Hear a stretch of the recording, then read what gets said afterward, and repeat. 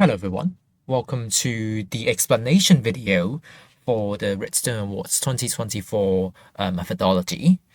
Uh, so basically, in this video, I'm going to explain how uh, the results are computed, how the nominee procedure goes, how the voting procedure goes, and yeah, basically the same as the last year on, similarly how I do the results computations, basically.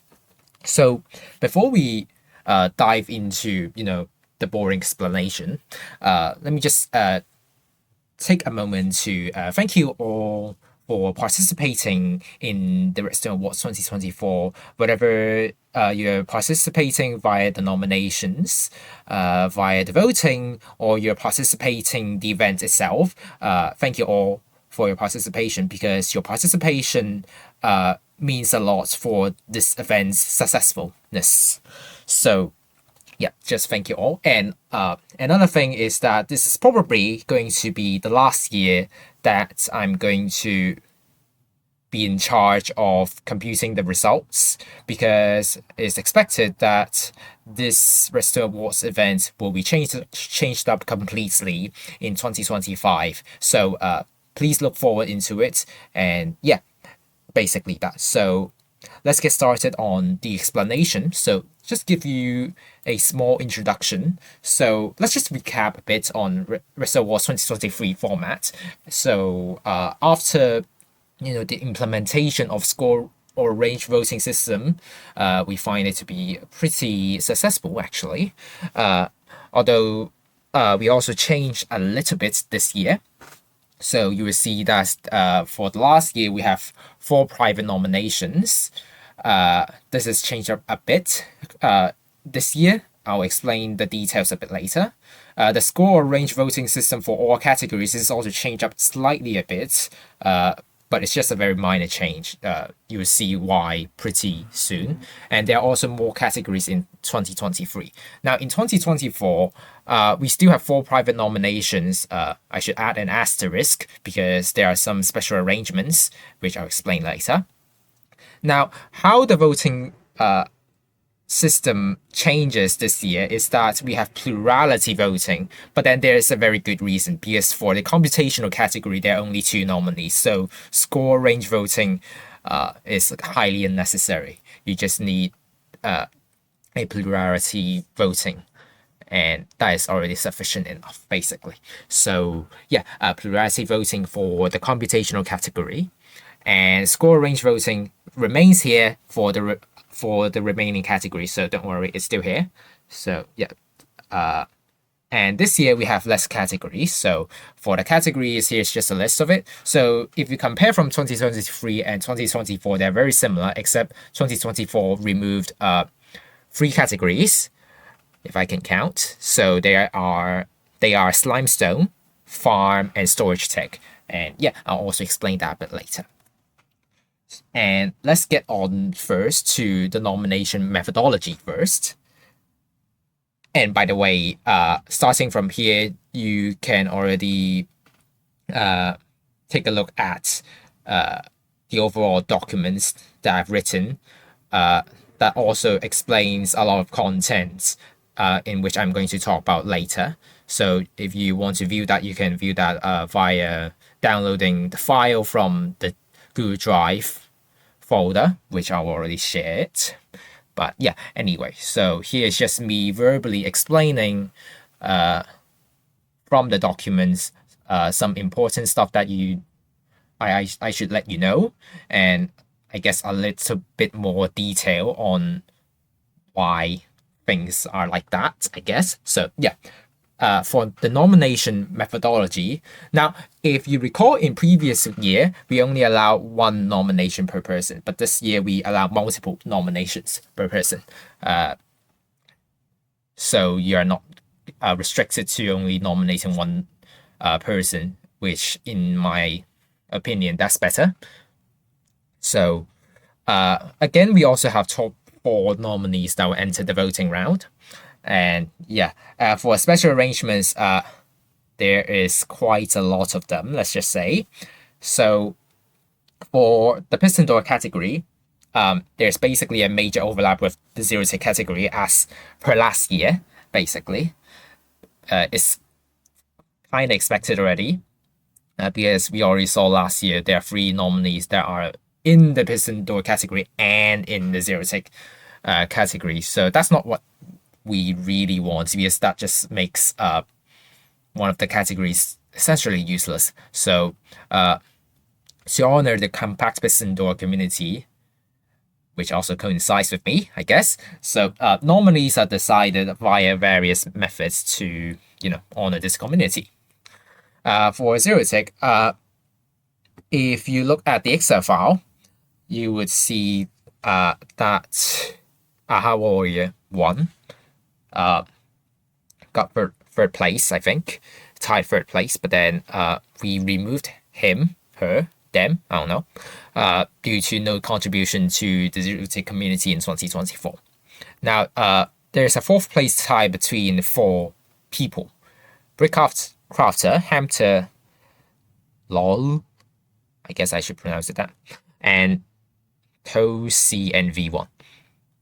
And we selected Brickcrafter to enter, basically because he is best representative for the zero tick category, I guess. So yeah. And then for the computational category, now I get that people do tend to nominate Sammy Yuri, just like last year, but then again we have to remove him because there is no contribution from him to the computational community in 2024. Although, of course, he contributed a lot in, I think, 2022. But then, yeah, we are focused on a yearly basis, on an annual basis. So we have to remove him.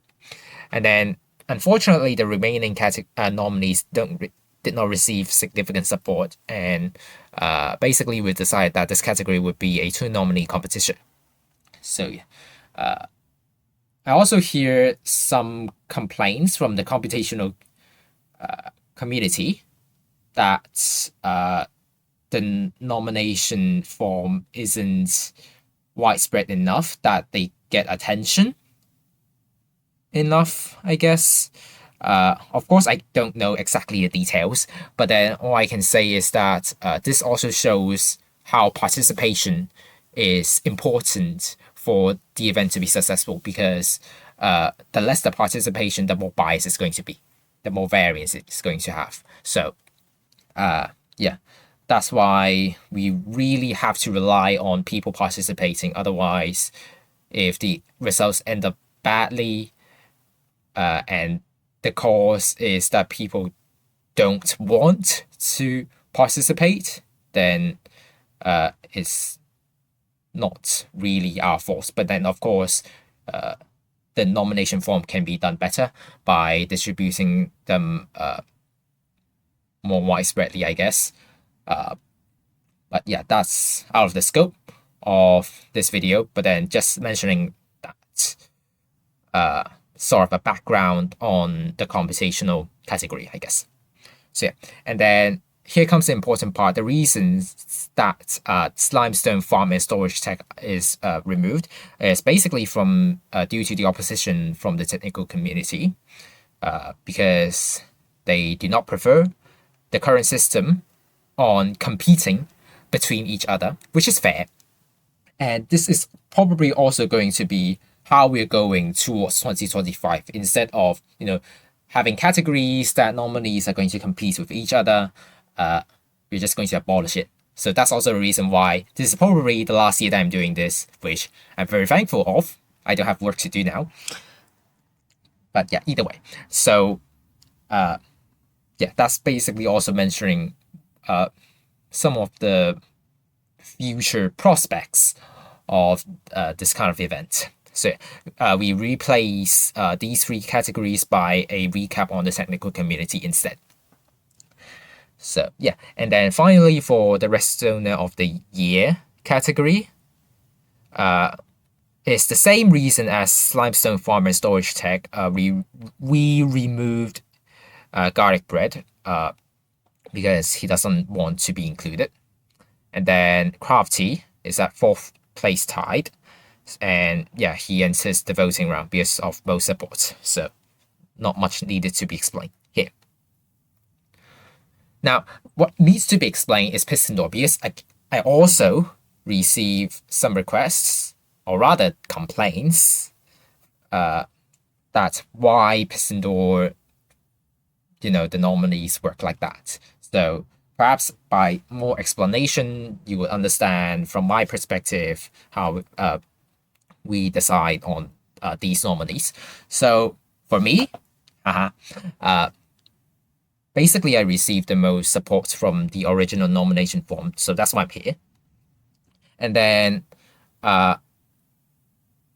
because considering that the overlap between Piston Door and Zero Tick category, we basically did an emergency form, nomination form, and then send out to specifically the Piston Door community Discord service, using this special nomination form to gather at least some results, I guess. And it's quite unanimously decided that Doormaker has the most support. So basically every single nomination has him in it. So yeah, he's of course going to be here. Now, the special thing is that Doormaker is quite well known to be as a team with two remaining Redstoners, Queen 957 and Arway. So yeah, because they regularly cooperate and create doors, basically. So we consider these three people as a team. So that's why you see the three names here as an option. So there are two remaining nominees now that we need to fill in. Now, how do we decide it? Because the special nomination form didn't receive that much of useful results already. So what Crafty ordered me to do is to look at the builds in record logs in Redstone Squids.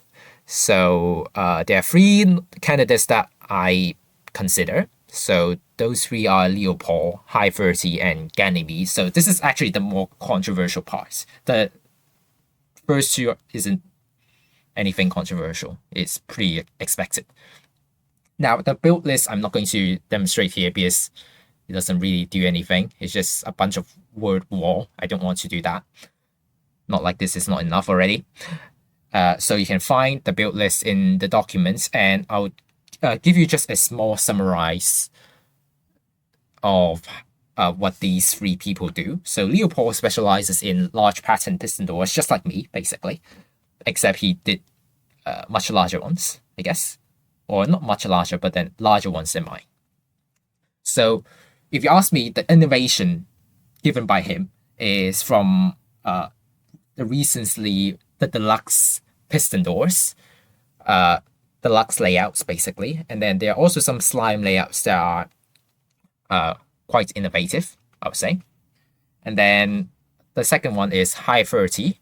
She specializes in, basically, you cannot really summarize anything, but if there's one thing to summarize, is new and challenging categories. Because if you look at the build list, you can see that she builds, world's first something something something, world's first something something something. For example, hipsters, basically observerless hipsters even. Then if I remember, it should be zombie extenders, and then there's also very large 20 high triangle door. So yeah, these are. So basically, High 30 specializes in more of world's first, more on new concepts, basically. And of course, new doors themselves are not innovation unless that they bring, very new concepts, which I do agree that the concepts brought are very interesting, and that does contribute to the community well. So that's why she's here. And then also the third one is Ganymede, the one that you don't see in the voting round. and he specializes in observerless piston doors and mostly smaller ones. So you see mostly 1x1, 2x2, 3x3. But then there's also some innovation from him is the utilization of entity techniques. So how you utilize entities within the door, how to flexibly use them. His builds does show the innovation, similar to Doormaker actually. So yeah.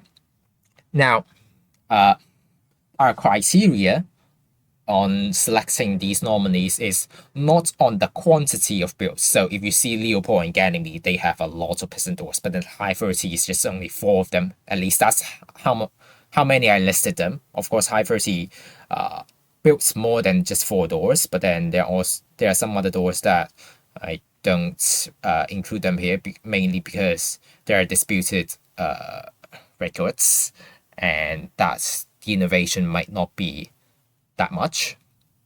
So yeah, we focus on the quality and innovation. So what I want to see from nominees is how your doors contribute to the community. So are the concepts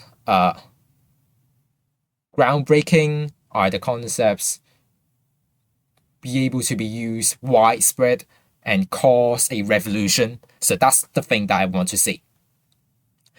And that's when I decided, well, 2 times, Leopold is basically fixed because the deluxe and slime layouts are definitely a push for improvements for the large piston doors, which we desperately need, basically. But then the competition between High30 and Ganymede is the controversial one. Now, of course, the final decision, as you already know, is High30. High30 gets to enter the voting round instead of Ganymede. So my argument is this. The innovation brought from the observerless hipsters really demonstrate, a proof of concept, and this is actually very, very powerful of an argument. So a proof of concept is something that is very impressive, at least in piston doors, because when no one has done it, and some might even think that something is impossible, but then you are the first one to complete it and prove that it's possible, then that's very powerful. So that's what I see the values of High30. And compared to Ganymede, while of course that the ability to use entities flexibly should be honored, the thing is it is less of a development, but more of an application instead. So it demonstrates a bit more on the application side of entities rather than trying to develop more new techniques, because much of the entity techniques has already been developed, unfortunately, I would say. So if you are just using the techniques that have been previously,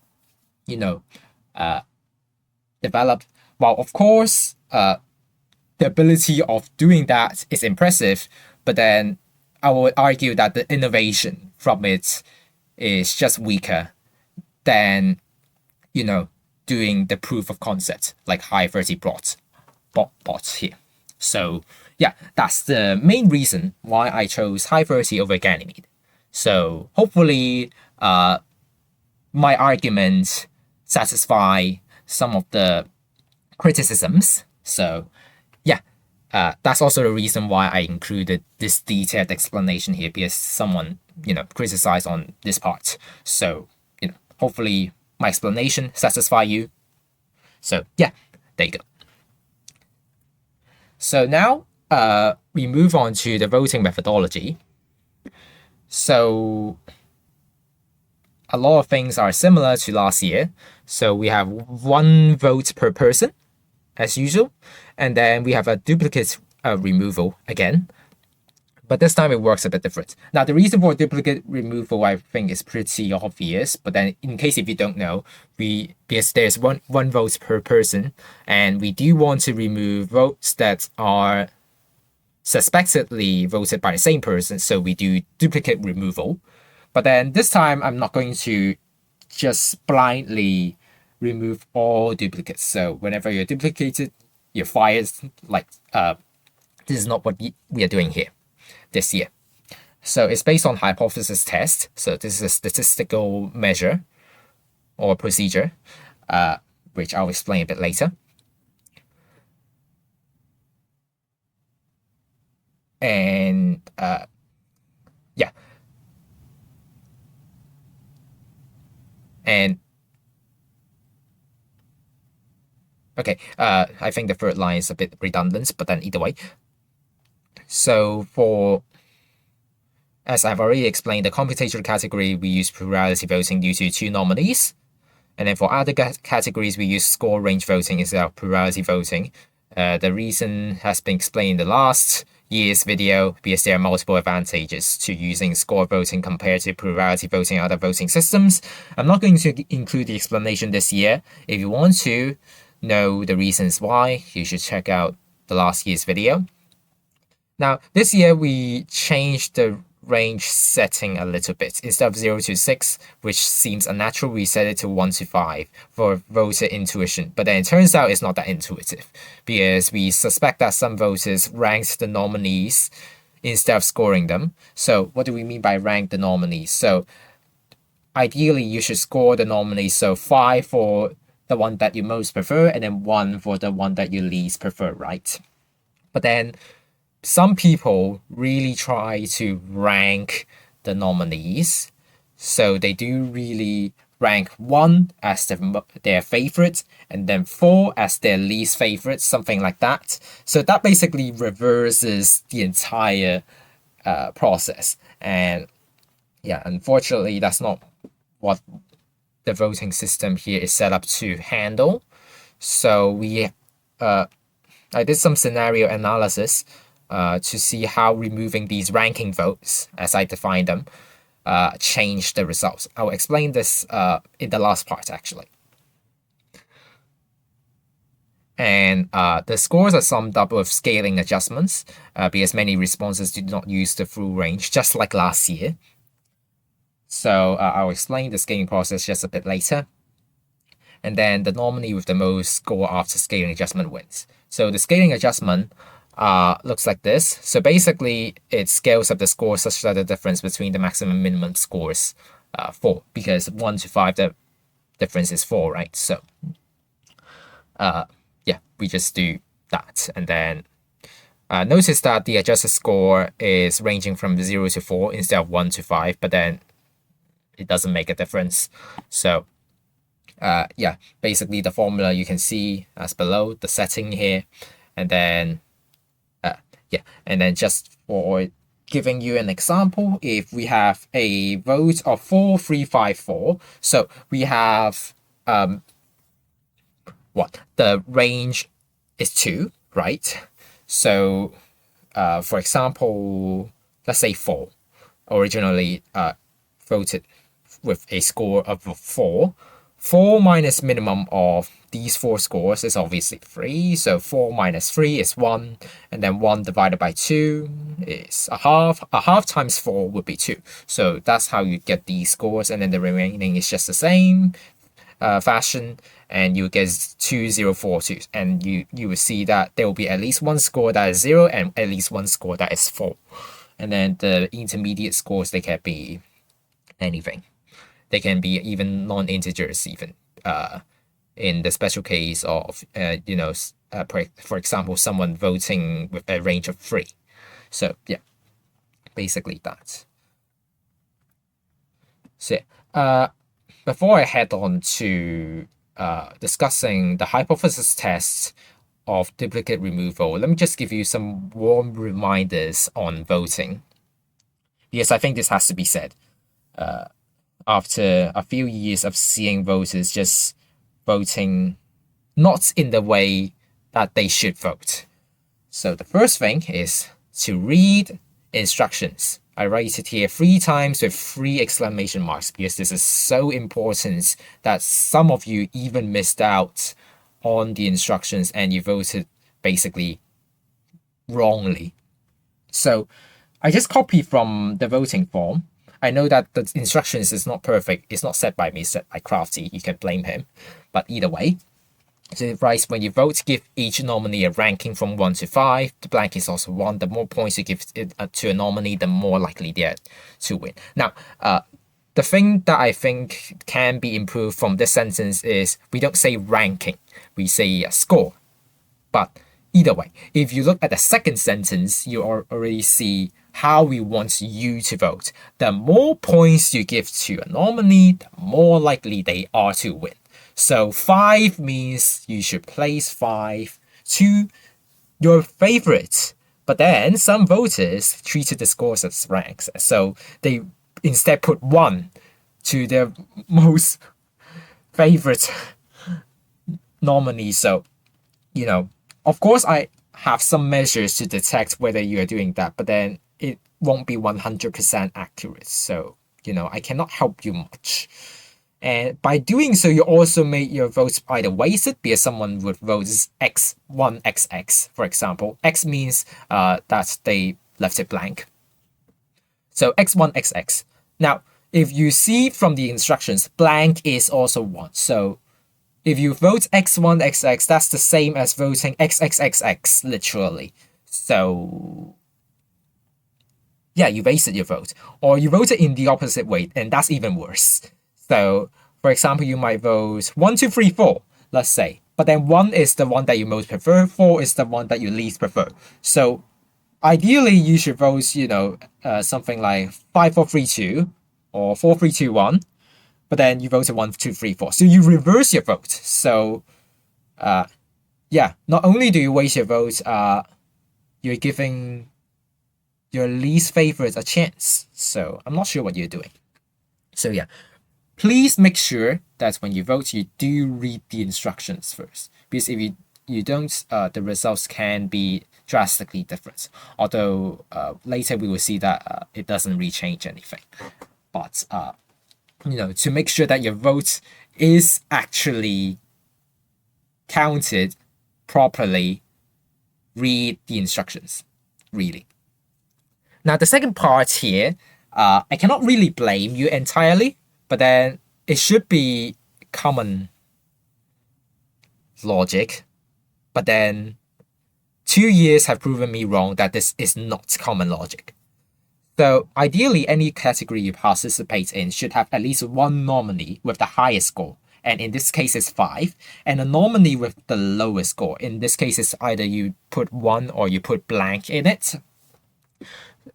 In other words, you should use the full range of votes. Or I should say scores, either way. So basically, you have to put 1 score of 1 and 1 score of 5 on any 2 nominees if you do wish to participate in that category. Because the procedure of score voting is literally just summing up the scores. So if you do something like 1, 2, 3, 3. You could originally vote 1, 3, 5, 5 to maximize more of your vote value. But then now you basically halved your vote value. So that's not something that you would prefer, right? So in the logical sense, I would say, most people won't prefer that their vote value is discounted in any way. They want to have the maximum of their vote value. So when you see score voting systems, make sure that you do really use the entire scoring scale. So the full range examples would be, 1, 1, 5, 1. There's at least 1, 1, and there's at least 1, 5. And then we have x1, x5. So, and then there's at least 1, 1, and there's at least 1, 5. And then for the third example would be 5, 2, 3, x. So there's at least 1, 1, which is represented by X instead, and there is at least 1, 5. So these are full range examples, but then non-full range examples, there's a lot more. So for example, 5, 4, 3, 2, this is not even the full range. So 1, 2, 3, 4, 5, 4, 3, 2, these aren't full ranges. So yeah, because there is a 5 I can see, but then there's no 1. So yeah, this is not a full range example. The second example, 3xxx, you have 1, 1, which is represented by x, but then you don't have a 5. And the third example, 1, 4, 1, 1. Again, you have at least 1, 1, but then you don't have a 5. So these are non-full range examples. So, why discount your vote value when you can just maximize it? So yeah, that should be some common knowledge that you should know. That you should vote in the full range, basically. Unless you do agree that your opinion should be discounted, which I'm not sure why. But either way. So yeah, and then the last point is attempts to submit more than one response can be detected, so don't try it. I'll explain in the next part on how I do it. Of course, there are some other definitely more better measures on doing so, but then that requires, for example, voter identifications or some sort of like that, which we don't really want to do that. So here I use a statistical measure to do it. But yeah, just to say that in case you really want to submit more than one response, yeah, it will be detected. And even if I don't remove your votes, the chances is probably because removing your votes doesn't really matter. But either way, I can still detect it basically. So yeah, don't try to do that. So yeah, so these are some warm reminders on voting, and I hope that anyone who watches this video entirely should now be able to vote perfectly on stuff. So yeah.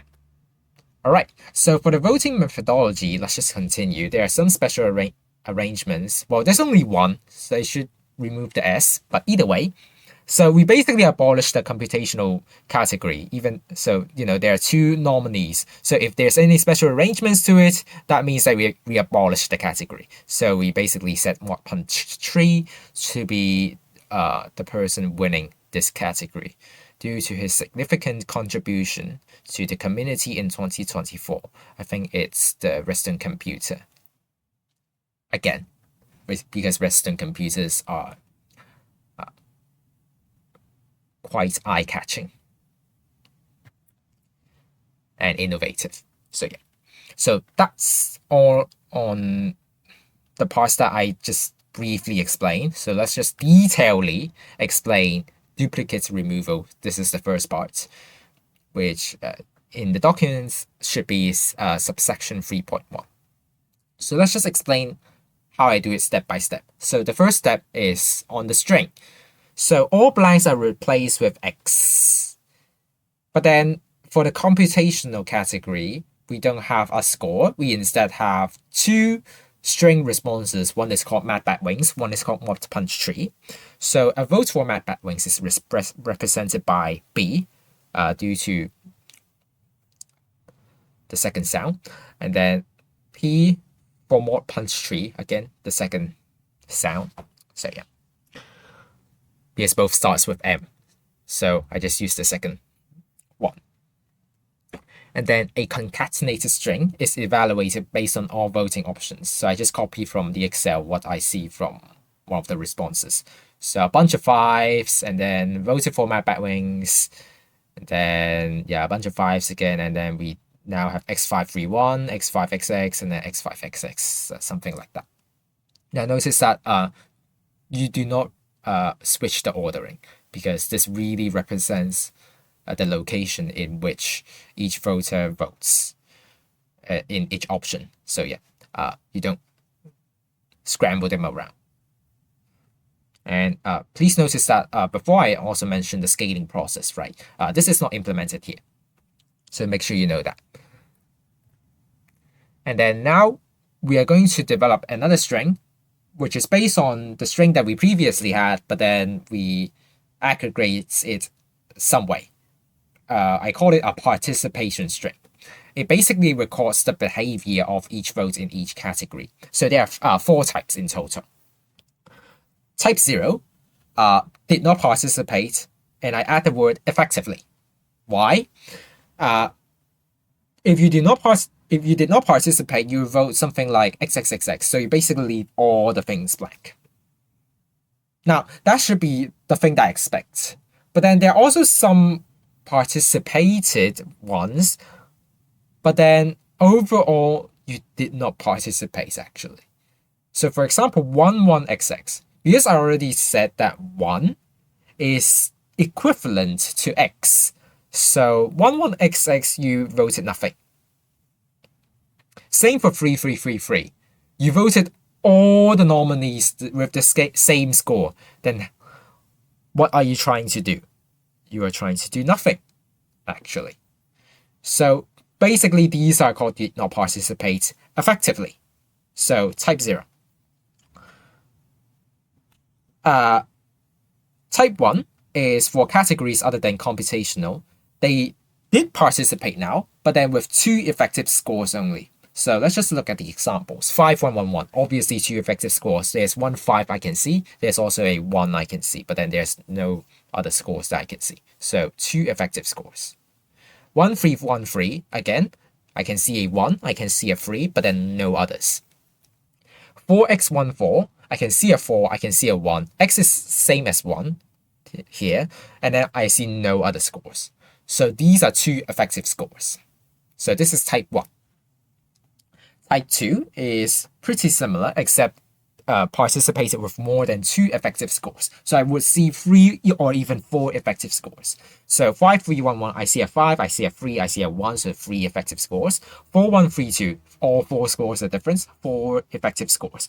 3x12, x is equivalent to 1, so 3, 1, and 2, basically 3 effective scores. So these are all type 2 participation. And then there's also a special one for type 3, I should say for computational, which is type 3. Basically, if you participated it by putting B or P here, you have participated. So type 3 participation. It's important that I differentiate it from type 1 and type 2 because of some later calculations. Now, let's give you an overall example. Remember the string that I gave you previously, so a bunch of 5s and then B and a bunch of 5s and something. Now this time I added some vertical bars for illustration so that you know the respective categories, separated by vertical bars now. So the first category is 5555, so did not participate effectively, so 0. Second category, same thing, 0. And then we have a B here, which is not an X. So it's type 3 participation. And then the fourth category, a bunch of 5s. So again, 0. The fifth category is X531. So I see 3 effective scores. So I put a 2 here. And then the last 2 categories are the same thing. They only have 2 effective scores. So this is type 1 participation. So you will see the participation string is 0030211. So yeah, that's it.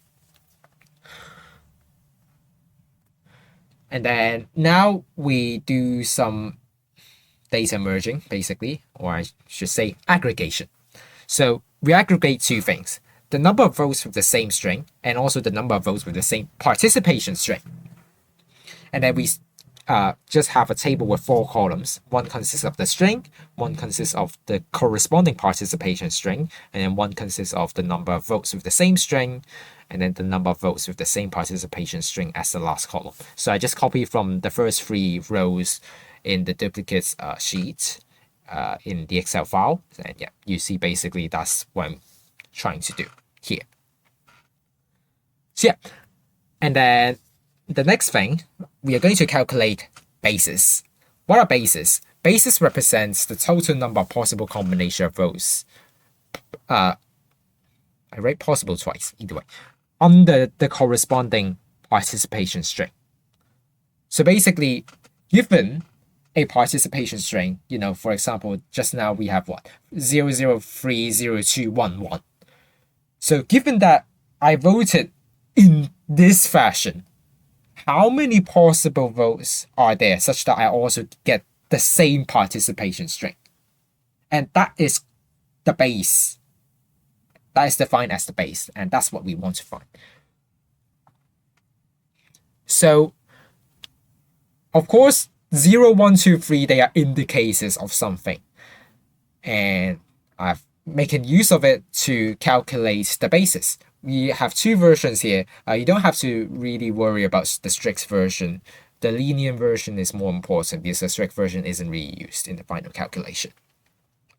So the linear version suggests that the base should be calculated as 2 to the power of the number of 3's times 14 to the power of the number of 1's times 180 to the power of the number of 2's.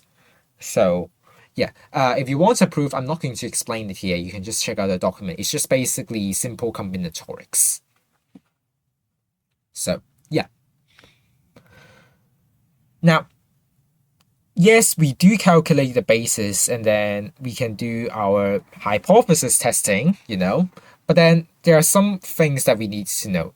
These bases, the strict or the linear version, they do not consider the dependent structures. Now, when will dependence occur? Well, they can occur from the same nominee appearing in several categories because it's intuitive. If you see a nominee that you prefer the most, you're probably going to support him or her or them in every category that you see.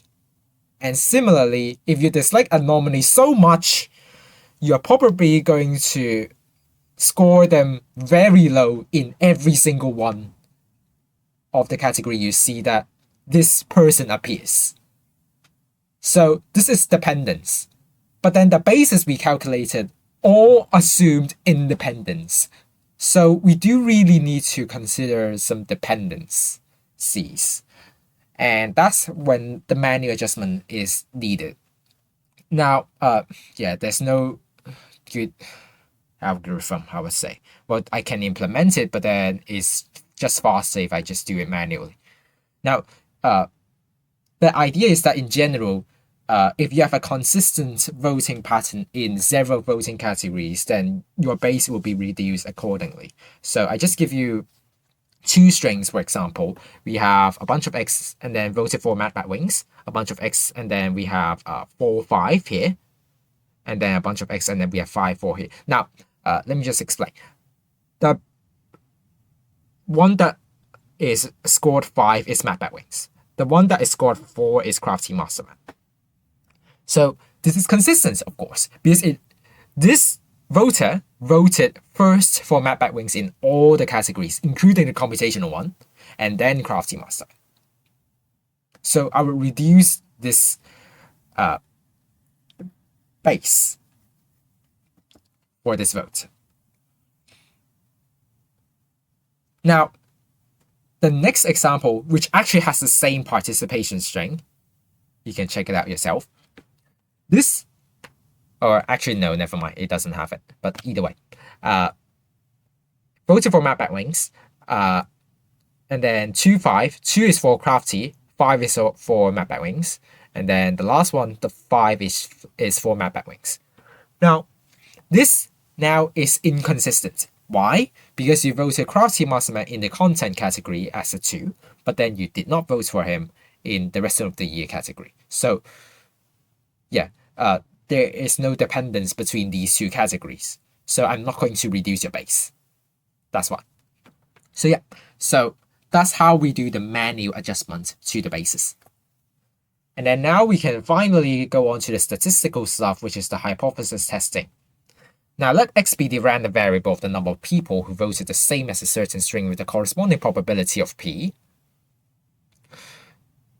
And then we also have a given quantity, which is n. This is the total number of people who voted the same as its participation string. And then we have the k, which is calculated from the procedure that we just said just now, which is the final base. and we wish to test the hypothesis, the null hypothesis is that the probability P is equal to the reciprocal of K, versus the alternative hypothesis that the probability P is greater than the reciprocal of K. So a bunch of math symbols, but what does it really test? Now, it basically tests if the probability of voting in the certain voting string is uniformly distributed, because ideally, well, there are K possible voting combinations within the participation string concerned. So for every string, we should expect, given that, the conditions are normal, let's say, they should be uniformly distributed. So the probability, or I should say, the random variable x should have a probability of 1 over k, because it should be uniformly distributed. If it's not uniformly distributed, if x has a probability greater than 1 over k, then that means there are some suspicious things that are happening.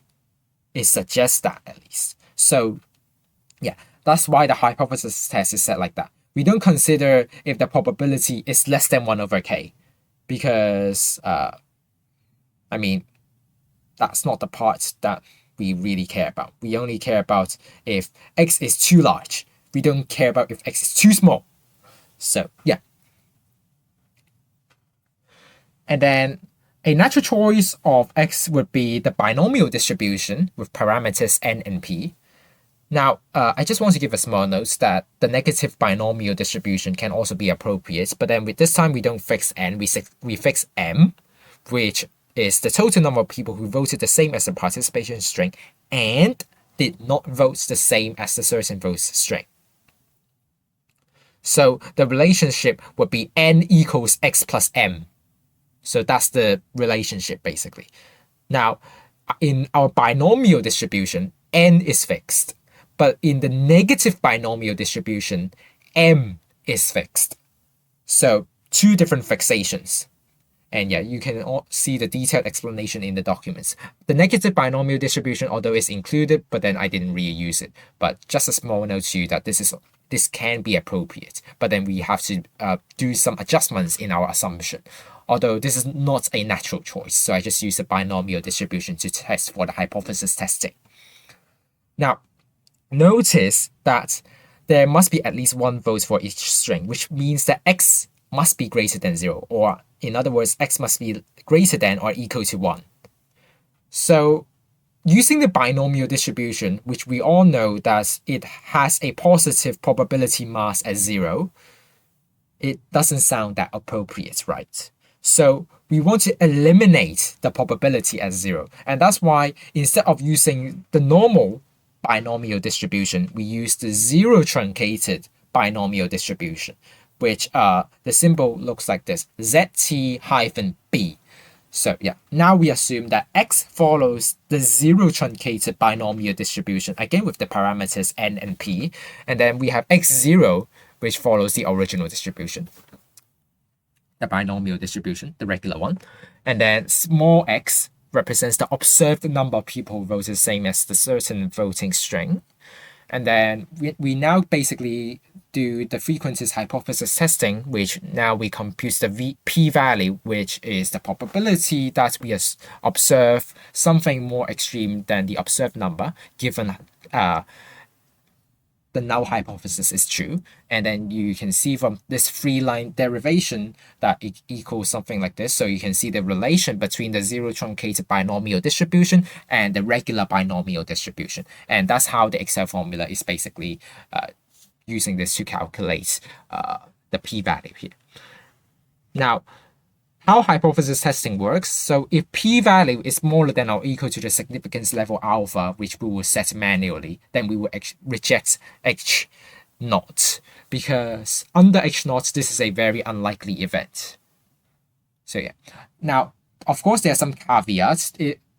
Rejecting H naught may not necessarily because it is an unlikely event, it can be caused by inaccurate assumptions. For example, the independence or distribution of X. But then here, to tackle this completely would be too complex. So we just assume that all assumptions are valid. And that the only reason that we reject H naught is because this is unlikely. So yeah.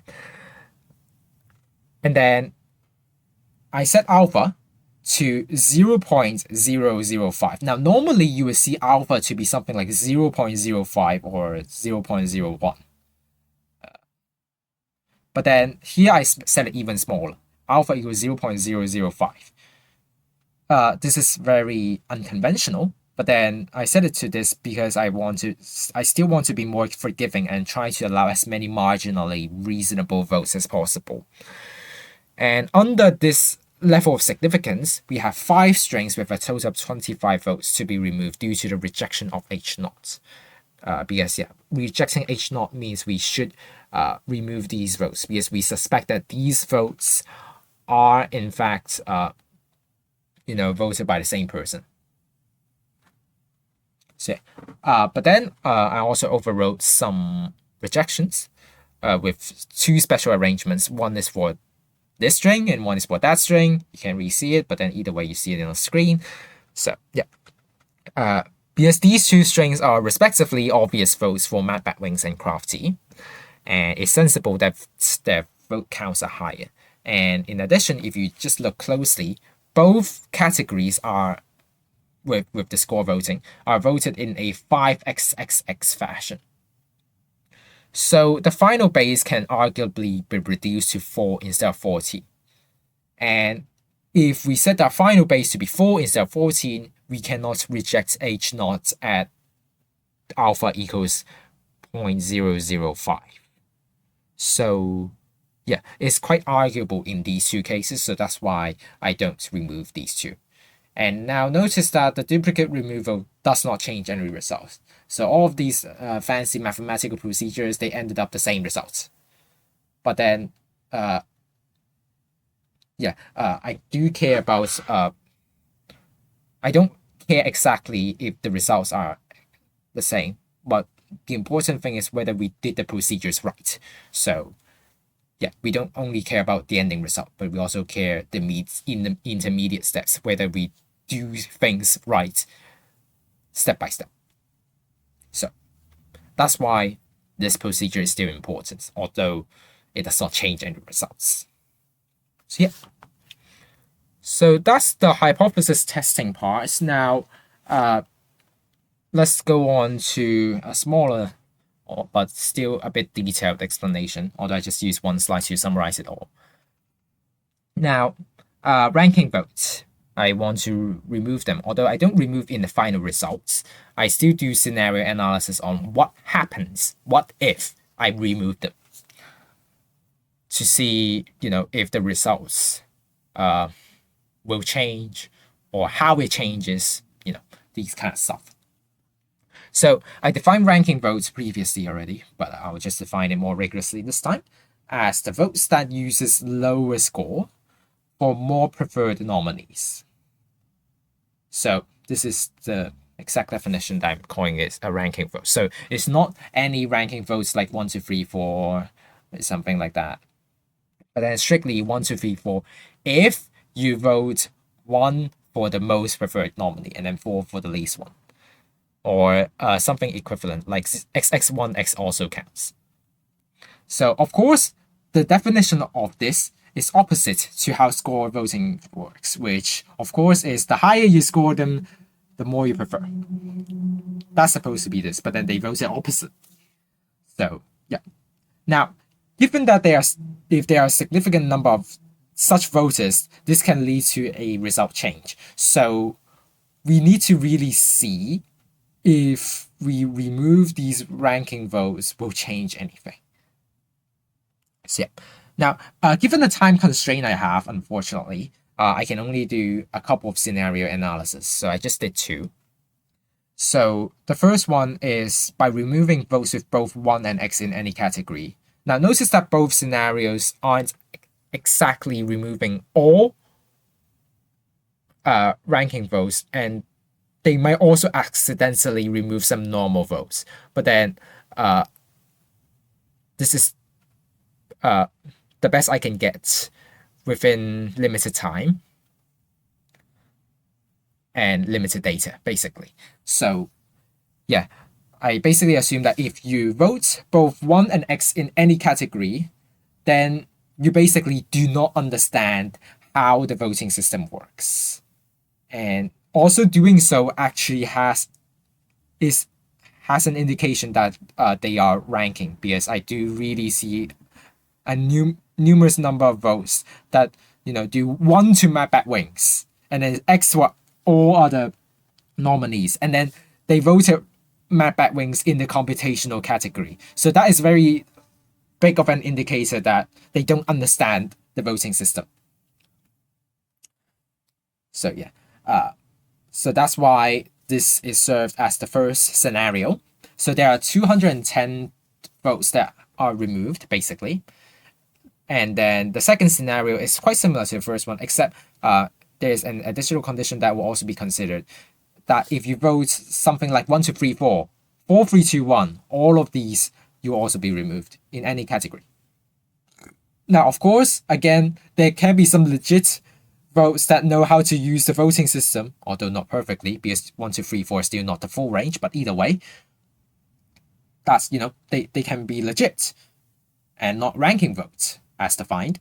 But then I cannot really detect much more given the time that I have. So I just assume that you don't understand enough the voting system again. So I just remove you. So in either way, this isn't the final result. So this is just a scenario analysis. So it's just a what if analysis. So, and in this scenario, there are 579 total votes that I have to remove. And fortunately, in both scenarios, the results of all categories remain the same. Now, the same not only in who wins the category, but also including the ranking. So who is ranked first, second, third, fourth, these are all remain the same. So that's very good news. And the second is the what if analysis doesn't only concern on just the results, but then what happens to the scores of the votes, the nominees. So here is just a summarization. So the nominees that are higher ranked, so they're ranked 1 or 2 originally, tend to receive more score as a percentage of the total score after the removal of ranking votes, and vice versa. So if you're ranked 3, 4 originally, chances are you're going to receive even less score after the removal. And this is actually expected because of the definition. Ranking votes is the votes that use lower scores for more preferred nominees, which we can because this is opposite to how average voters would vote. So by removing these ranking votes, we would tend to see more extreme results. So yeah, fortunately, this is the case. So yeah, and yeah, the scenario analysis suggests that it is safe to trust the original results, at least in these two scenarios that I have analyzed. So yeah, so that's all the things that I have to explain here. So the resources can be found, just in the description below. Just check out the Drive link, and then it will include the raw data process results and summarizing report slides. I might also include some intermediate files as well, so you can just check that out. Although it most likely be the case that you don't understand them, but either way, I just include them for your reference in case you do know what happens. So yeah, thanks for hearing me rambling for, I don't know, maybe an hour or more. But yeah, and thank you for participating, and I hope that you enjoy Redstone Awards 2024. And thanks for listening to my explanation, and I'll see you in the next video.